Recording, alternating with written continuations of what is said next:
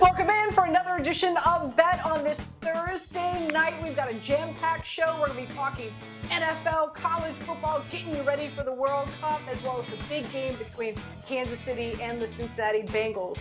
Tyler Fulghum is going to join me. We'll break down NFL and college. We'll touch base with all the beat reporters for Kansas City as well as Cincinnati. And Eric Moody is going to join me to talk some World Cup as the United States gets ready to take on the Netherlands on Saturday. But let's bring in Tyler. We take you straight to Vegas. He joins us now. Long time no see, boo. We just, of course, got done with Daily Wager just a hot second ago. But great to see you here on Bet. Let's dive into it. On Thursdays, we always like to start the show off with the good word. And let's talk about soccer, because now you've got the United States getting ready to take on the Netherlands. To beat them is plus 310. What is your good word for the United States to possibly beat the Netherlands? Again, you can get that at plus 310. My good word is duty, D-U-T-Y, duty, as it is your American duty. You got to exercise your right to vote, and you got to back the Americans, especially at this price, to advance and beat Netherlands. Talking to the Bear, Chris Felica, talking to Dallin Cuff this week on Daily Wager. Dallin especially is bullish on the Americans. I think the Bear thinks, after they advanced out of group play, that they're maybe a little bit better than he gave them credit for during group play. They're 1-0-2, and the Netherlands is not quite the force they have been before. So especially since you're getting this nice price, plus 310, that's a great return on investment. It is your duty to back Uncle Sam on Saturday. My good word is Gio, as in, why aren't you playing Gio Reyna? What are you doing? This is arguably the best player that the United States has, and we have not seen him play much, if at all. I mean, one thing that the United States has struggled with that we've seen in this World Cup is that they just don't have a closer, right? They don't have a finisher. They have a lot of shots on goal, but nobody's really able to score. So I will lay it just because I think it's my duty and my patriotism. I'm going to be cheering for, of course, the United States. I've got a big party planned here at my house on Saturday. The mimosas will be flowing, Tyler. The Bloody Marys. If you lived here in the New York area, you certainly would have an invite. But for me, my word is Gio. Like, this arguably is the United States' best player. Play him. Get him in the game, and that's what I'm hoping we see on Saturday. Good word number 2, Josh Allen to score a touchdown tonight against the Patriots, and you can get that at plus 135, my friend. What's your good word? Yeah, obviously this means Allen himself carries the ball across the goal line, so throwing to Steph Diggs or Isaiah McKenzie will not count. He's got to receive a touchdown pass or more likely run it in himself. And the word I'm using is peers, P-E-E-R-S, as in his peers at the quarterback position this year that have the same skill set. Guys who are very dangerous with their legs, like Lamar Jackson and like Justin Fields. They have had really successful rushing days and found the end zone against this New England defense. Allen has put up good yardage totals in his last 4 games against New England, averaging right around 50-plus yards rushing, but he hasn't gotten into the end zone, so maybe he's due for a little regression there.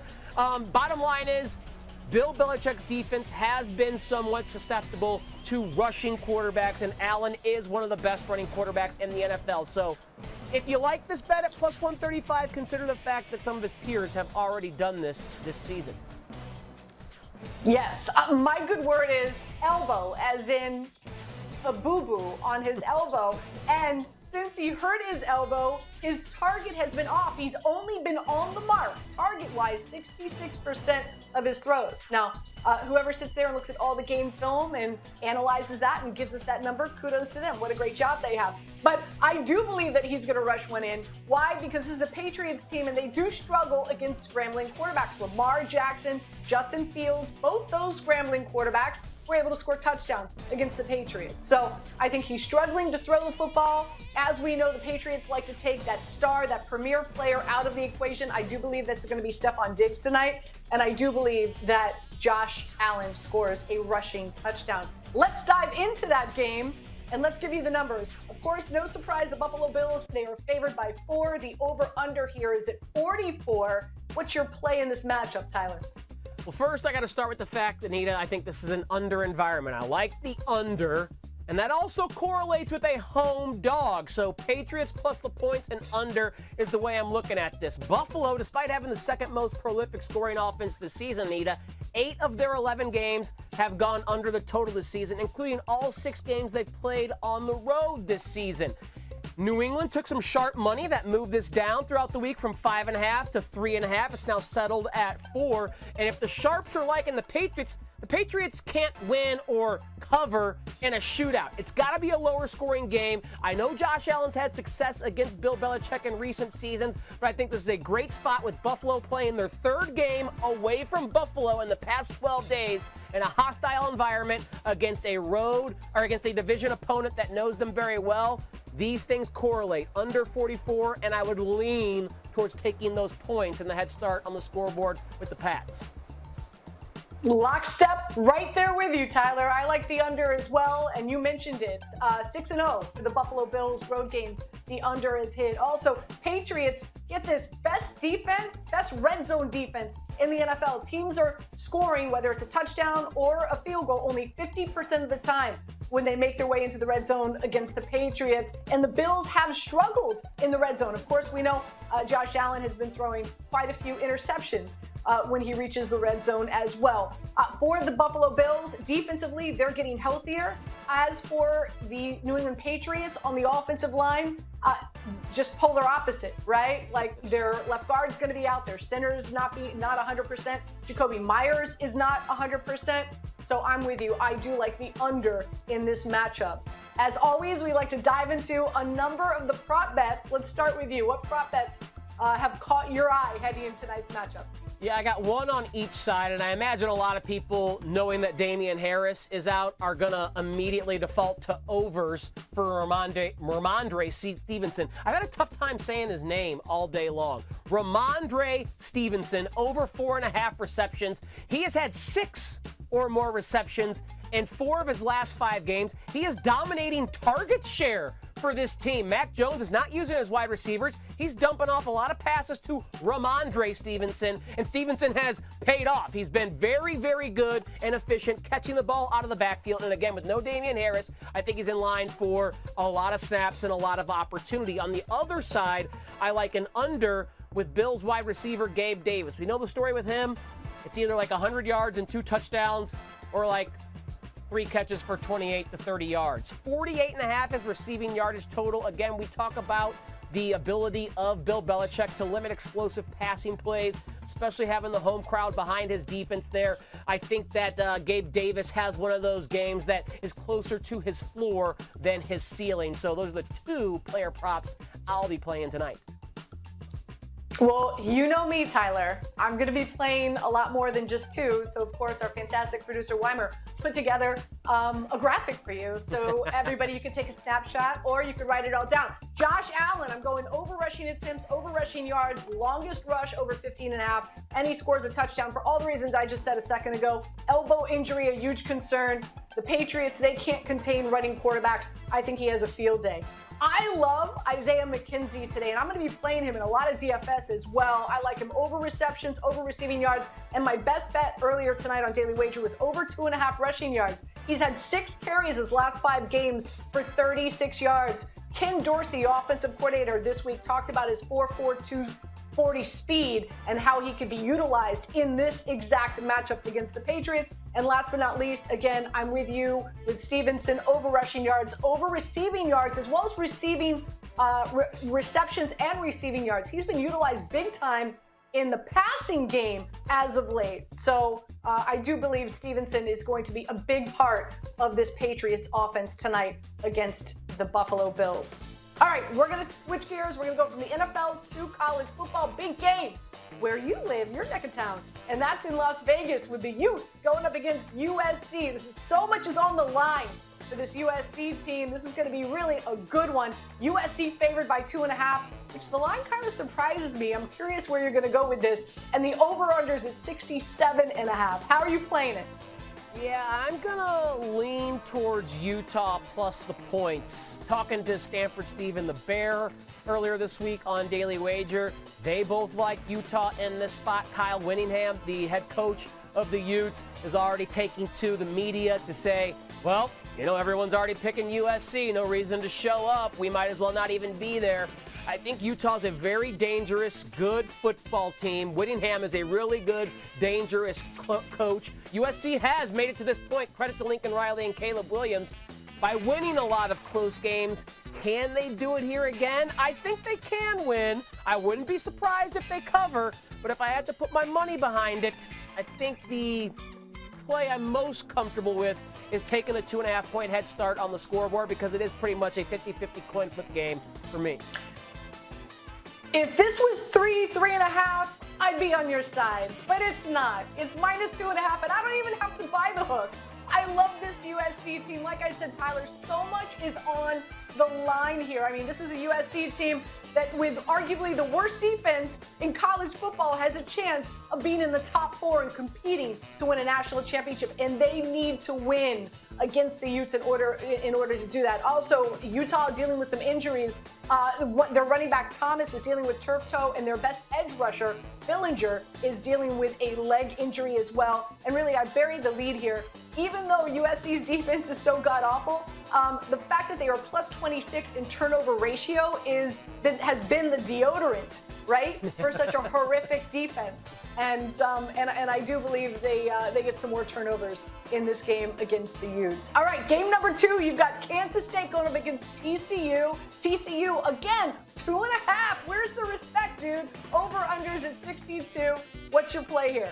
Yeah, similarly, I think K-State is a dangerous dog, though for this conference championship game, I'm going to default to the total and play that under 62. If I think it's going to be a lower scoring game, of course, that is a benefit to K-State having the points. But K-State is a team that can control the football and offense, milking the clock. They're going to be a physical football team on both sides of the ball. TCU, I don't think they're looking at it this way inside that locker room, but they don't probably need to win this game to get in, even if they lose, especially if it's a close game. I think their playoff spot is secured, so I think it's going to be a lower scoring game than the market would suggest at 62. I'm on the under. Interesting. So I'm on TCU. I'll lay the points, but I like the over here. Both these offenses are quite explosive. Keep in mind, they played each other back in October, and the total went over. It was a total of 66 points. Kansas State's averaging 47 points a game their last few games as well, with Howard at quarterback.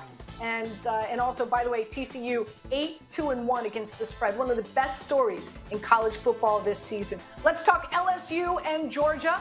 Georgia favored by 17.5. The over-unders at 51. Talk about a team that doesn't have to win in order to continue to be in the top 4. So I'm really curious. How are you playing this one? Yeah, because of that, I'm on the LSU side. The total's only 51, and I'm catching 17.5. The market expects it to be a tight, low-scoring game, and getting a 17.5-point head start, if that is what transpires, is pretty valuable.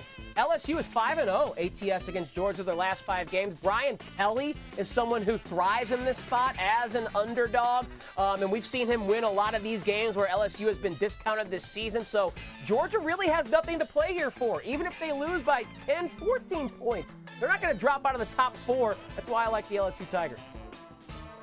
Yeah, I'm with you. I like LSU. Give me the points. And also, I'm going to play the under here. LSU, as we know, their bread and butter is running the football. So they're going to eat up time of possession. And if Georgia does rest their players, whether it be, in the second quarter or the second half, I just don't think that they're going to be as explosive. So I do like the under here. Last but not least, let's talk about Purdue in Michigan. Might be a snoozer. Who knows? Michigan is favored by 17. The over-unders at 52. What's your play?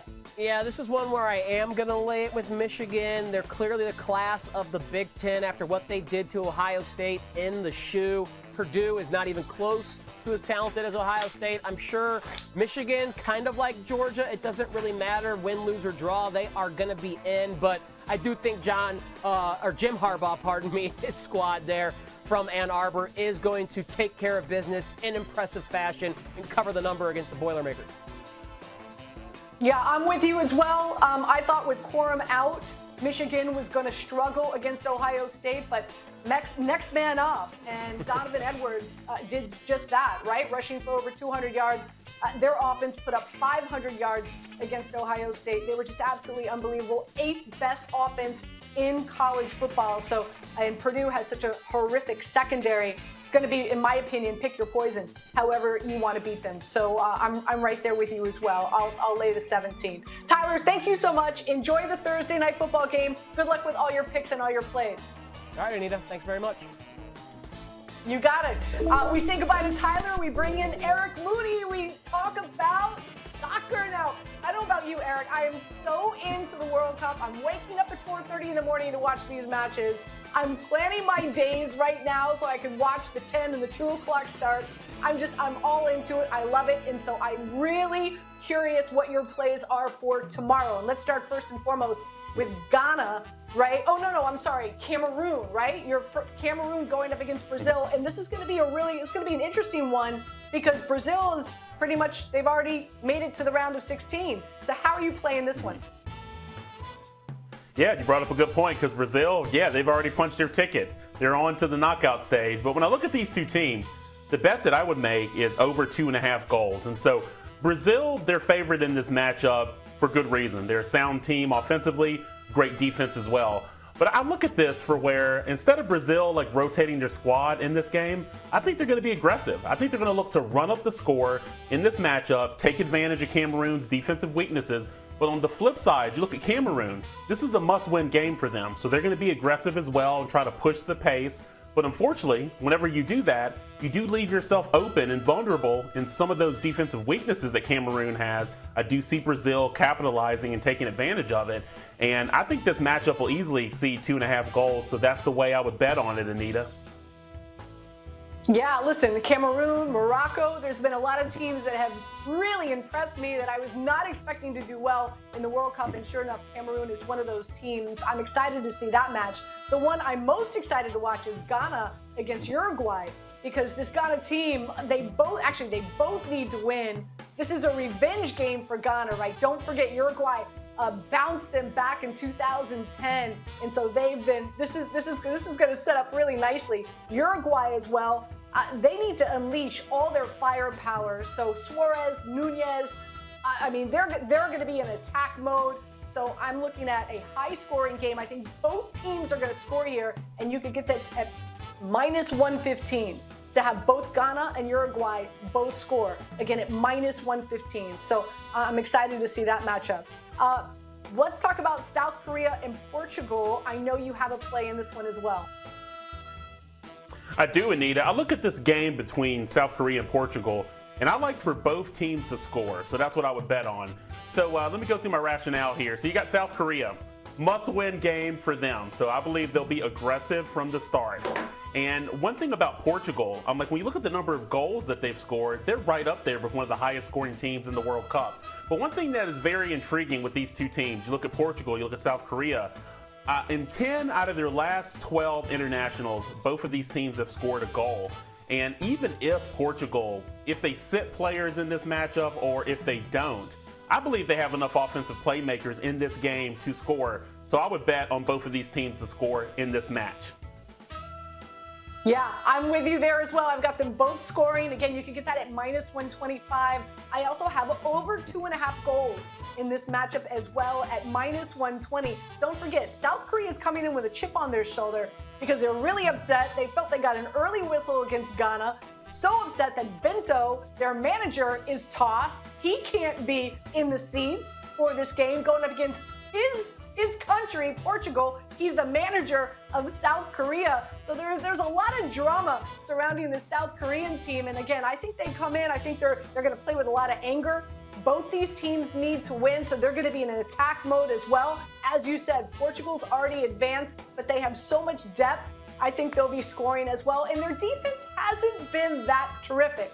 So again, we're on the same page there. Let's talk about what's going on with the United States on Saturday. I don't know about you, it's 10 a.m. Eastern time. I've already planned my party.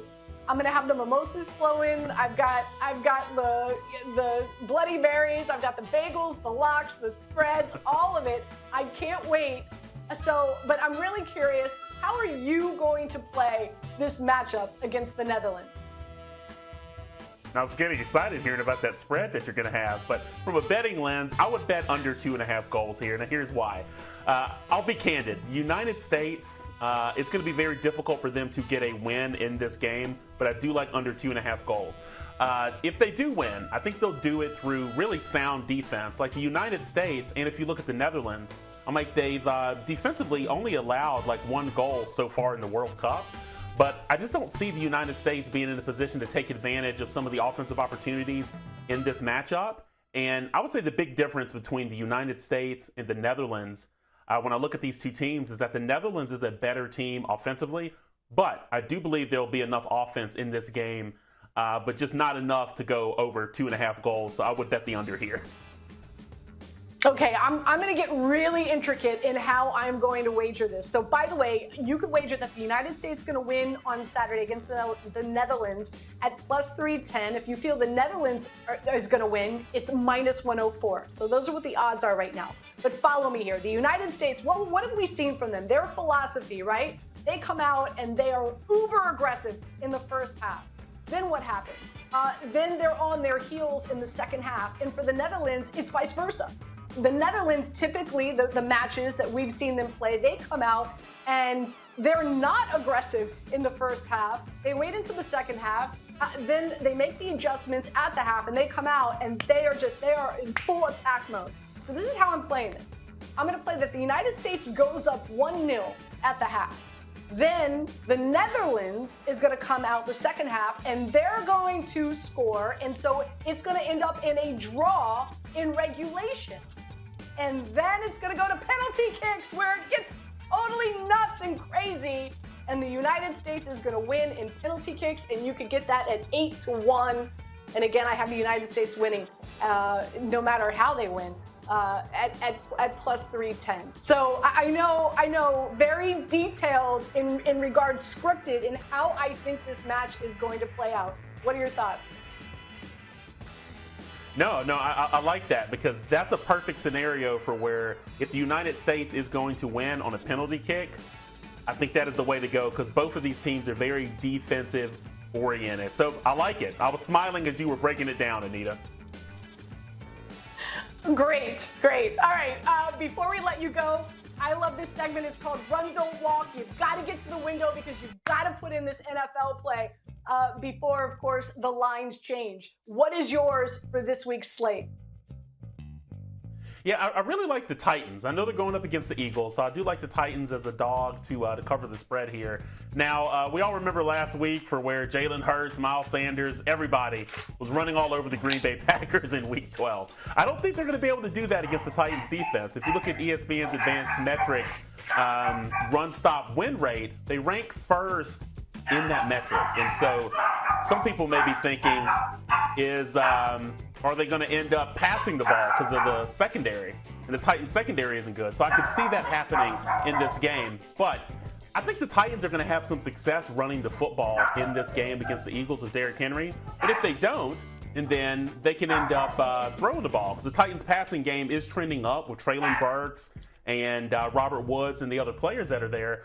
But I want to leave you with this stat. You got the Titans team. They're 5-0 against the spread in their last 5 road games. Now, if you're looking at the Eagles, they're 6-13-1 against the spread in their last 20 games following an against the spread loss. And so I think the Titans are going to look to bounce back in this game after losing last week. And I think they'll play well enough to cover the spread, possibly to get an outright win as well. Well, obviously, my dogs agree with your Titans pick. For me, it's the Miami Dolphins 49ers over. And a lot of people are like, wait, I mean, the over. Listen, this opened up at 44.5. It's now at 46.5. And, we saw the stat last week that the 49ers defense, no touchdowns in the last 18 second half possessions. But who were those teams that they went up against? The Saints and Andy Dalton, the Cards with Colt McCoy, and the Chargers and the Rams, whose offenses have been anemic. This is a much different offense with Tua and the Miami Dolphins. They are scoring at will. So I really like the over and jump on it because I have a feeling it's going to continue to go up. That's it for us. So it's time to say goodbye to you. Enjoy the Thursday night game. Enjoy all the soccer matches tomorrow. If you lived in New York, I'd invite you to my World Cup United States party. All right. Until next time. care, Eric. All right, we've got, talking about an NFL slate, we've got a great one, and that is Kansas City going up against Cincinnati. Some would argue the Dolphins and the 49ers, but right now we're going to break down Kansas City and, of course, the Cincinnati Bengals. Adam Teicher joins us now. Adam, first things first, Patrick Mahomes, a daddy times two. He had a son this week, and we know folks out there who have kids who, have just given birth, their family. A lot happening in that, right? Like a lot of distractions. How is that going to play into arguably probably one of the biggest games for Kansas City coming up this weekend? No, he sounded, Anita, like someone who was eager for that fantastic chaos that only bringing someone into the world can bring. He sounded ready for that, and he can compartmentalize as well as anybody else. So I expect him to be ready to go on Sunday. It's kind of interesting that he talked about Patrick LeVon Mahomes III, and he said, now of course he's Patrick Mahomes II, and he said he's wanted a Patrick LeVon Mahomes III since he was 5 or 6 years old, since he was a little kid. So he might have wanted that before he really wanted to be a professional athlete. And of course they have a daughter who's almost 2 years old named Sterling. They wanted some type of name connection, so Patrick LeVon Mahomes III is going to be nicknamed Bronze with the medal scenario going here. So that's the connection between Sterling and Bronze. I like it. I like it a lot. All right, let's talk about this Kansas City Chiefs team because now they are the favored to win the Super Bowl. But you know what? They were back in Week 17 last year, and they lost to the Bengals not once but twice in the regular season. Of course, we saw them lose in the postseason as well. How has this team been able to put those two losses behind them heading into this weekend's matchup? Yeah, well, Anita, the Chiefs have played a lot of Super Bowl contenders. They played Tampa Bay and San Francisco and Buffalo, of course. They've played the Chargers twice, maybe not a Super Bowl contender, but certainly an AFC West contender. But the Bengals seems to be the game that's had their attention for quite some time.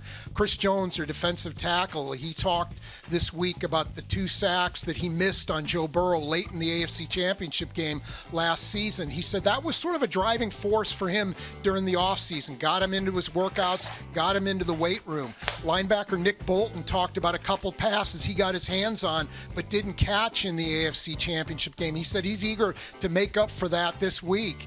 And, of course, Patrick Mahomes, he mentioned his what he called a terrible second half against the Bengals in the AFC Championship game. So a lot of guys seem to really want to make up for what happened last week. Now, we'll see if the Chiefs are able to do that, but certainly a lot of guys eager to show better than what they did against the Bengals in those 2 games last year.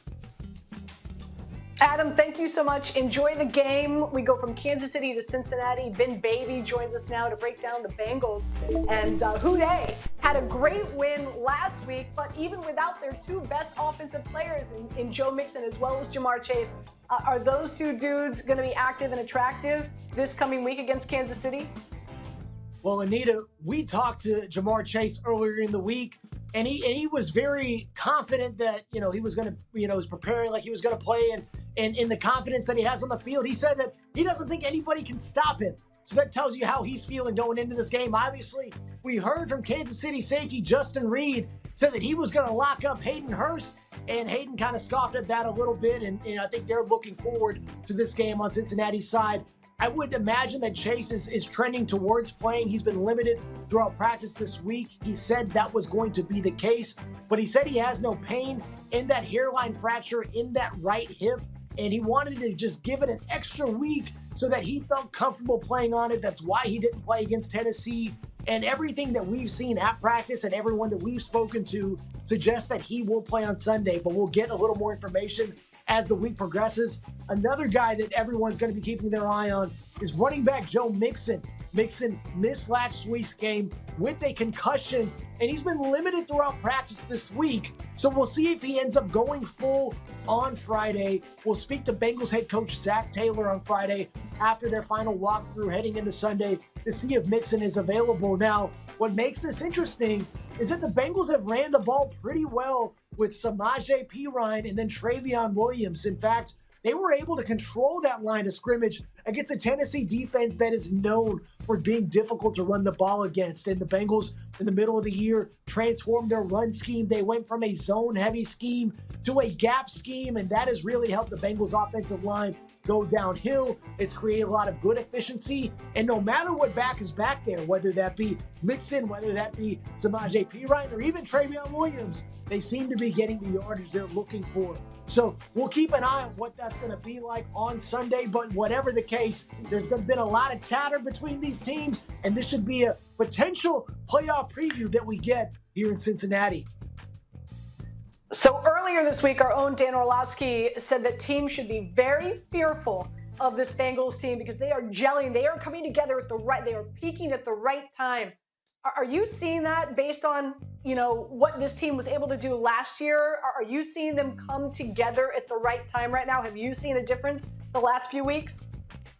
Yeah, Anita, what's interesting is the Bengals have heard all the chatter about them having such a tough schedule, and our ESPN analytics definitely agree with that. But there's also an implicit message when you say a team has a tough schedule and that they may not be as good as the teams they're facing. And I asked Bengals head coach Zach Taylor about that implied narrative when you look at the opponents they have left, teams like Kansas City, Baltimore, Buffalo, Cleveland now with their starting quarterback.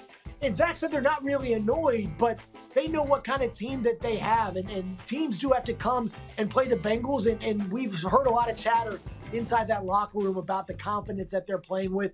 And they feel like as long as they've got number 9 and quarterback Joe Burrow, that they're as good as anybody in the NFL, and they're playing as well as anybody in the NFL. And definitely when you look at their touchdown differential, that seems to be the case. But, this is going to be a big test for this Bengals team that has played really well after a slow start and is looking to beat Kansas City again and continue their trek to defending their status as AFC champions. Great stuff. Great breakdown. Appreciate it. Enjoy the game this week. It's going to be absolutely the best game on the slate. Appreciate it. As always, we like to end the show with before I let you go. And so why not? I'll give you my play for the Kansas City-Cincinnati game. And how could it not be the over? I'm anticipating and I'm hoping we get Jamar Chase and Joe Mixon to be able to be active and attractive in this matchup. Both these teams are excellent moving the chains. I don't see either of these teams punting a lot. Also, you've got a Kansas City defense that they are one of the worst in the NFL when it comes to the red zone. And get this, they have 855 more yards than their opponents since week 7. So both these teams are going to be moving the ball at will. I think they're going to be putting up a ton of points. And so my play is the over. Hey, thank you so much for joining us tonight. Enjoy the Thursday night football game and good luck with your betting.